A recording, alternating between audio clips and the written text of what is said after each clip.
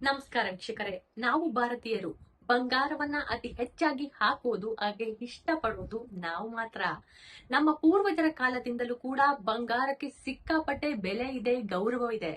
ನಮ್ಮ ಭಾರತೀಯ ಸಂಸ್ಕೃತಿಯಲ್ಲಿ ಬಂಗಾರಕ್ಕೆ ಯಾಕೆ ಅಷ್ಟೊಂದು ಮಹತ್ವವನ್ನ ಕೊಡಲಾಯಿತು? ನಮ್ಮಲ್ಲೊಂದು ನಿಯಮ ಇದೆ, ಸೊಂಟದಿಂದ ಕೆಳಭಾಗದಲ್ಲಿ ಬಂಗಾರವನ್ನ ಧರಿಸಬಾರ್ದಂತೆ. ಈ ರೀತಿ ಹೇಳೋಕೆ ಕಾರಣ ಏನು? ಬಂಗಾರದ ಬಗ್ಗೆ ಬಹಳಷ್ಟು ಪ್ರಶ್ನೆಗಳಿವೆ, ಅವಕ್ಕೆಲ್ಲ ಉತ್ತರವನ್ನ ನಾನ್ ಕೊಡ್ತಾ ಹೋಗ್ತೀನಿ. ನೀವು ಆದ್ಯಂತ್ ಮೀಡಿಯಾ ಚಾನೆಲ್ನ ಫಸ್ಟ್ ಟೈಮ್ ನೋಡ್ತಾ ಇದ್ರೆ ಈಗಲೇ ಸಬ್ಸ್ಕ್ರೈಬ್ ಮಾಡ್ಕೊಳ್ಳಿ. ವಿಡಿಯೋಗಳಿಗೆ ನಿಮ್ಮ ಸಪೋರ್ಟ್ ಬೇಕೇ ಬೇಕು. ನಮ್ಮ ಭಾರತೀಯ ಸಂಸ್ಕೃತಿಯಲ್ಲಿ ಹೆಣ್ಮಕ್ಳು ಅತಿ ಹೆಚ್ಚಾಗಿ ಬಂಗಾರವನ್ನ ಧರಿಸೋಕೆ ಬಹಳಷ್ಟು ಕಾರಣ ಇದೆ. ಅದು ಧಾರ್ಮಿಕ ಕಾರಣವಾಗಿರಬಹುದು, ಸಾಮಾಜಿಕ ಕಾರಣವಾಗಿರಬಹುದು, ಆರ್ಥಿಕ ಕಾರಣವಾಗಿರಬಹುದು ಅಥವಾ ವೈಜ್ಞಾನಿಕ ಕಾರಣವೇ ಆಗಿರಬಹುದು. ಅವೆಲ್ಲರ ಬಗ್ಗೆ ಮಾಹಿತಿ ಇಲ್ಲಿದೆ. ಪ್ರಾಚೀನ ಕಾಲದಿಂದಲೂ ಮದುವೆ ಸಮಯದಲ್ಲಿ ಹೆಣ್ಮಕ್ಳಿಗೆ ನೀಡುವಂತಹ ಚಿನ್ನ ಕೇವಲ ಅಲಂಕಾರ ಆಗಿರಲಿಲ್ಲ, ಅದು ಅವರ ವೈಯಕ್ತಿಕ ಆರ್ಥಿಕ ಭದ್ರತೆಯಾಗಿತ್ತು. ಸಂಕಷ್ಟದ ಸಮಯದಲ್ಲಿ ಅಥವಾ ತುರ್ತು ಸಂದರ್ಭಗಳಲ್ಲಿ ಈ ಚಿನ್ನವು ಆರ್ಥಿಕ ನೆರವು ನೀಡ್ತಾ ಇತ್ತು. ಆಗ ಸಮಾಜದಲ್ಲೂ ಕೂಡ ಆರ್ಥಿಕ ಭದ್ರತೆ ಮತ್ತು ಗೌರವದ ಸಂಕೇತವಾಗಿಯೂ ಕೂಡ ಬಂಗಾರವನ್ನ ನೋಡ್ತಾ ಇದ್ರು. ಮದುವೆ ಸಮಯದಲ್ಲಿ ಹೆಣ್ಣಿಗೆ ಕೊಡುವ ಚಿನ್ನ ಅವಳ ಸ್ವಂತ ಆಸ್ತಿಯಾಯ್ತು. ಕಷ್ಟ ಕಾಲದಲ್ಲಿ ಯಾರಿಗೂ ಕೈ ಚಾಚದೆ ತನ್ನ ಒಡವೆಗಳನ್ನ ಅಡವಿಟ್ಟು ಅಥವಾ ಮಾರಿ ಕುಟುಂಬವನ್ನ ರಕ್ಷಿಸುವ ಬ್ಯಾಂಕ್ನಂತೆ ಮಹಿಳೆ ಕಾರ್ಯನಿರ್ವಹಿಸ್ತಾ ಇದ್ಲು. ಇದೆಲ್ಲ ಸಾಮಾಜಿಕ ಹಾಗೂ ಆರ್ಥಿಕ ಭದ್ರತೆ. ಆದರೆ ವೈಜ್ಞಾನಿಕ ಮತ್ತು ಆರೋಗ್ಯದ ಕಾರಣಗಳಂತೂ ಬಹಳಷ್ಟಿದೆ. ಚಿನ್ನ ದೇಹದ ಶಕ್ತಿ ಮತ್ತು ಶಾಖವನ್ನ ನಿಯಂತ್ರಿಸುವ ಗುಣವನ್ನ ಹೊಂದಿದೆ. ಕುತ್ತಿಗೆ ಅಥವಾ ಕೈಗಳಿಗೆ ಚಿನ್ನವನ್ನ ಹಾಕೋದ್ರಿಂದ ದೇಹದ ರಕ್ತ ಪರಿಚಲನೆ ಸರಾಗವಾಗಿ ನಡೆಯುತ್ತೆ. ಇನ್ನು ನಮ್ಮ ಭಾರತೀಯ ಪರಂಪರೆಯ ಆಭರಣಗಳನ್ನ ದೇಹದ ನಿರ್ದಿಷ್ಟ ನರಗಳು ಅಥವಾ ಆಕ್ಯುಪ್ರೆಷರ್ ಬಿಂದುಗಳನ್ನ ಸ್ಪರ್ಶಿಸುವಂತೆ ವಿನ್ಯಾಸಗೊಳಿಸಲಾಗಿದೆ. ಫಾರ್ ಎಕ್ಸಾಂಪಲ್, ಚಿನ್ನದ ಕಿವಿ ಓಲೆ ಧರಿಸೋದ್ರಿಂದ ಮೆದುಳಿನ ಕಾರ್ಯಕ್ಷಮತೆ ಮತ್ತು ಕಣ್ಣಿನ ದೃಷ್ಟಿ ಚುರುಕುಗೊಳ್ಳುತ್ತೆ. ಉಸಿರಾಟದ ಪ್ರಕ್ರಿಯೆಯನ್ನ ಸರಾಗಗೊಳಿಸಲು ಮತ್ತು ಸ್ತ್ರೀ ಹಾರ್ಮೋನ್ಗಳನ್ನ ಸಮತೋಲನಕ್ಕೆ ಮೂಗುತಿಯನ್ನ ಧರಿಸಲಾಗುತ್ತೆ. ತೋಳ್ಬಂದಿ, ಇದನ್ನ ನೀವು ಕೇಳಿರಬಹುದು. ತೋಳಿನ ನಿರ್ದಿಷ್ಟ ಬಿಂದುವಿನ ಮೇಲೆ ಇದು ಒತ್ತಡ ಹೇರೋದ್ರಿಂದ ರಕ್ತ ಪರಿಚಲನೆ ಸುಧಾರಿಸುತ್ತೆ. ಭುಜದ ನರಗಳನ್ನ ಉತ್ತೇಜಿಸಿ ದೇಹದಲ್ಲಿ ಧನಾತ್ಮಕ ಶಕ್ತಿಯನ್ನ ಹೆಚ್ಚಿಸಲು ಸಹಾಯ ಮಾಡುತ್ತೆ.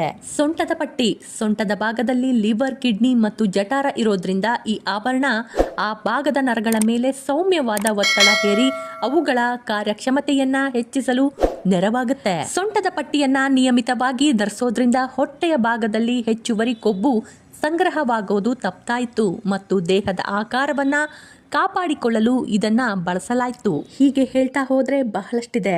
ಚಿನ್ನವು ನೈಸರ್ಗಿಕವಾಗಿ ದೇಹದ ತಾಪಮಾನವನ್ನ ಸಮತೋಲನಗೊಳಿಸಲು ಸಹಾಯ ಮಾಡುತ್ತೆ. ಅದರಲ್ಲೂ ವಿಶೇಷವಾಗಿ ಮಹಿಳೆಯರಲ್ಲಿ ಹಾರ್ಮೋನ್ ಏರುಪೇರುಗಳನ್ನ ನಿಯಂತ್ರಿಸಲು ಬಂಗಾರ ಸಿಕ್ಕಾಪಟ್ಟೆ ಹೆಲ್ಪ್ ಮಾಡುತ್ತೆ. ಸಾಮಾನ್ಯವಾಗಿ ನೀವು ಅಬ್ಸರ್ವ್ ಮಾಡಿ ನೋಡಿ, ಆರ್ಟಿಫಿಷಿಯಲ್ ಜ್ಯುವೆಲರಿಗಳನ್ನ ಧರಿಸೋದ್ರಿಂದ ನಮಗೆ ಕಿವಿ ಗಾಯ ಆಗುತ್ತೆ ಅಥವಾ ನೋವು ಆಗುತ್ತೆ, ಕೆಲವೊಮ್ಮೆ ಪಸ್ ಕೂಡ ಫಾರ್ಮೇಷನ್ ಆಗಿಬಿಡುತ್ತೆ. ಆದರೆ ಶುದ್ಧ ಚಿನ್ನವು ಆಂಟಿ ಅಲರ್ಜೆಟಿಕ್ ಗುಣವನ್ನು ಹೊಂದಿರೋದ್ರಿಂದ ಚರ್ಮದ ಇನ್ಫೆಕ್ಷನ್ ಅಥವಾ ಅಲರ್ಜಿಗಳನ್ನ ಉಂಟು ಮಾಡೋದಿಲ್ಲ. ಆಯುರ್ವೇದದ ಪ್ರಕಾರ ಚಿನ್ನದ ಧಾತುವಿಗೆ ದೇಹದಲ್ಲಿನ ರೋಗ ನಿರೋಧಕ ಶಕ್ತಿಯನ್ನ ಹೆಚ್ಚಿಸುವ ಗುಣವಿದೆ.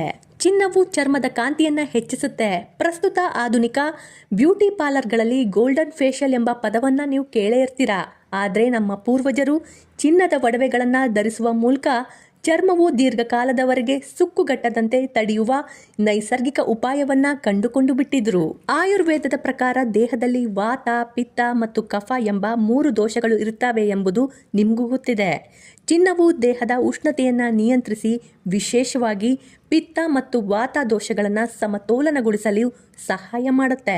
ಇದೆಲ್ಲ ವೈಜ್ಞಾನಿಕ ಕಾರಣ. ಆದ್ರೆ ಧಾರ್ಮಿಕ ಕಾರಣವನ್ನ ನಾವು ಯಾವತ್ತೂ ಬಿಡೋ ಹಾಗೆ ಇಲ್ಲ.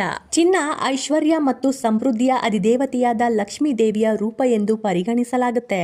ಹೆಣ್ಣು ಮಕ್ಕಳು ಚಿನ್ನ ಧರಿಸೋದ್ರಿಂದ ಮನೆಗೆ ಸೌಭಾಗ್ಯ ಮತ್ತು ಧನಲಾಭ ಬರುತ್ತೆ ಎಂಬ ನಂಬಿಕೆ ಇದೆ. ಬಂಗಾರ ಬ್ರಹ್ಮಾಂಡದ ಪಾಸಿಟಿವ್ ಶಕ್ತಿಯನ್ನ ಆಕರ್ಷಣೆ ಮಾಡಿ ಮತ್ತು ದೇಹದಲ್ಲಿ ಧನಾತ್ಮಕ ವೈಬ್ರೇಷನ್ಗಳನ್ನ ಮೂಡಿಸುವ ಸಾಮರ್ಥ್ಯವನ್ನ ಹೊಂದಿದೆ ಎಂದು ಶಾಸ್ತ್ರಗಳೇ ಹೇಳುತ್ತೆ. ಜ್ಯೋತಿಷ್ಯ ಶಾಸ್ತ್ರದ ಪ್ರಕಾರ ಚಿನ್ನ ಗುರುಗ್ರಹಕ್ಕೆ ಸಂಬಂಧಿಸಿದೆ. ಗುರುಗ್ರಹ ಜ್ಞಾನ, ವಿವಾಹ, ಸಂತಾನ ಮತ್ತು ಭಾಗ್ಯದ ಸಂಕೇತ. ಚಿನ್ನವನ್ನ ಧರಿಸೋದ್ರಿಂದ ಜಾತಕದಲ್ಲಿ ಗುರುಬಲ ಹೆಚ್ಚಿಸುತ್ತೆ. ಚಿನ್ನವು ಸೂರ್ಯನ ತೇಜಸ್ಸನ್ನು ಪ್ರತಿನಿಧಿಸೋದ್ರಿಂದ ಇದು ಮನುಷ್ಯನಿಗೆ ಆತ್ಮವಿಶ್ವಾಸ ಮತ್ತು ತೇಜಸ್ಸನ್ನು ನೀಡುತ್ತೆ. ನೀವು ಗಮನಿಸಿರಬಹುದು, ಬಂಗಾರವನ್ನು ಸಿಂಪಲ್ ಆಗಿ ಹಾಕಿದರೆ ನಿಜಕ್ಕೂ ಕೂಡ ತುಂಬ ಚೆನ್ನಾಗಿ ಕಾಣ್ತಾರೆ. ನೀವು ಇನ್ನೊಂದು ವಿಷಯನ ಅಬ್ಸರ್ವ್ ಮಾಡಿ ನೋಡಿದಿರಾ, ನಮ್ಮ ದೇಹದ ಹೊಟ್ಟೆ ಭಾಗದ ತನಕ ನಾವು ಬಂಗಾರವನ್ನ ಧರಿಸ್ತೀವಿ, ಅದರಿಂದ ಕೆಳಗೆ ನಾವು ಬೆಳ್ಳಿಯನ್ನ ಧರಿಸ್ತೀವಿ. ಈ ರೀತಿ ಮಾಡೋಕೆ ಕಾರಣ ಏನ್ ಗೊತ್ತಾ? ಇಲ್ ಕೇಳಿ. ನಮ್ಮ ಸಂಪ್ರದಾಯದಲ್ಲಿ ತಲೆಯಿಂದ ಸೊಂಟದವರೆಗೆ ಚಿನ್ನ ಹಾಗೂ ಕಾಲಿಗೆ ಬೆಳ್ಳಿಯ ಆಭರಣಗಳನ್ನ ಧರಿಸೋದು, ಇದರ ಹಿಂದೆ ಅತ್ಯಂತ ಆಳವಾದ ವೈಜ್ಞಾನಿಕ ಮತ್ತು ಜೀವವೈದ್ಯಕೀಯ ಕಾರಣಗಳಿವೆ. ಪ್ರಕೃತಿಯ ನಿಯಮ ಹಾಗೂ ದೇಹದ ಶಕ್ತಿ ಸಂರಕ್ಷಣೆಯನ್ನ ಆಧರಿಸಿ ನಮ್ಮ ಪೂರ್ವಜರು ಈ ನಿಯಮವನ್ನ ರೂಪಿಸಿದ್ದಾರೆ.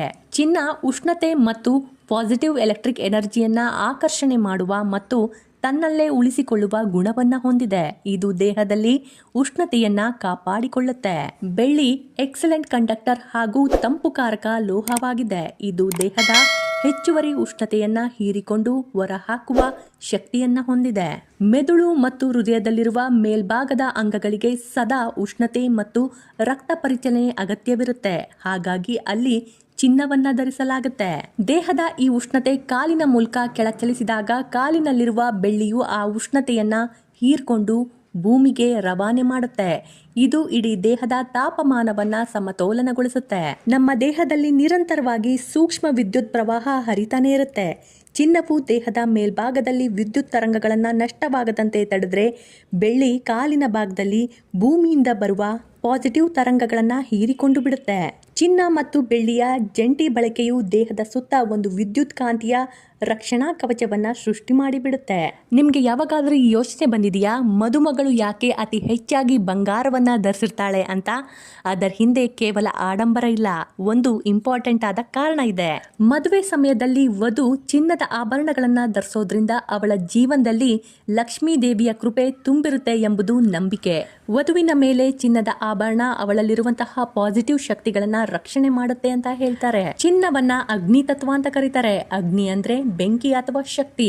ಚಿನ್ನವು ಅಗ್ನಿ ತತ್ವವನ್ನ ಹೆಚ್ಚು ಹೊಂದಿರೋದ್ರಿಂದ ಅದು ನೆಗೆಟಿವ್ ಶಕ್ತಿಯನ್ನ ದೂರವಿಡುತ್ತೆ. ವಿಶೇಷವಾಗಿ ಕುಂಡಲಿನಿ ಶಕ್ತಿ ಅಥವಾ ದೇಹದ ಚಕ್ರಗಳಿಗೆ ಸಂಬಂಧಿಸಿದಂತೆ ಚಿನ್ನದ ಆಭರಣಗಳು ಮೇಲ್ಭಾಗದಲ್ಲಿ ಧರಿಸಲಾಗುತ್ತೆ. ತಲೆಗೆ ಬಂಗಾರದ ಕಿರೀಟ, ಕಾಲಿಗೆ ಬೆಳ್ಳಿ ರಕ್ಷಾ ಕವಚ. ಇದು ದೇಹದ ಒಳಗೆ ಉತ್ಪತ್ತಿಯಾಗುವ ಜೀವಶಕ್ತಿಯು ಕಾಲಿನ ಮೂಲಕ ವ್ಯರ್ಥವಾಗಿ ಹೊರಹೋಗದೆ ತಡೆದು ಅದನ್ನ ಮರಳಿ ದೇಹದೊಳಕ್ಕೆ ಪ್ರವೇಶ ಮಾಡಲು ಈ ಚಿನ್ನ ಬೆಳ್ಳಿಯ ವಿಜ್ಞಾನ ಬಳಸಲಾಗ್ತಾ ಇದೆ. ಬಂಗಾರದ ಬಗ್ಗೆ ಇದ್ದಂತಹ ಮಾಹಿತಿ ಆಗಿತ್ತು. ನಾವು ಭಾರತೀಯರು ಸಿಕ್ಕಾಪಟ್ಟೆ ಬುದ್ಧಿವಂತರು, ಆದ್ರೆ ನಮ್ಗೆ ಗೊತ್ತಿದ್ದಂತಹ ರೆಮಿಡಿಗಳಾಗಿರಬಹುದು, ನಮಗೆ ಗೊತ್ತಿದ್ದಂತಹ ಸೊಲ್ಯೂಷನ್ಗಳನ್ನ ಹೇಗೆ ಪ್ರಪಂಚಕ್ಕೆ ತೋರಿಸ್ಬೇಕು ಎಂಬುದು ನಮ್ಗೆ ಗೊತ್ತಿರ್ಲಿಲ್ಲ ಅಷ್ಟೇ.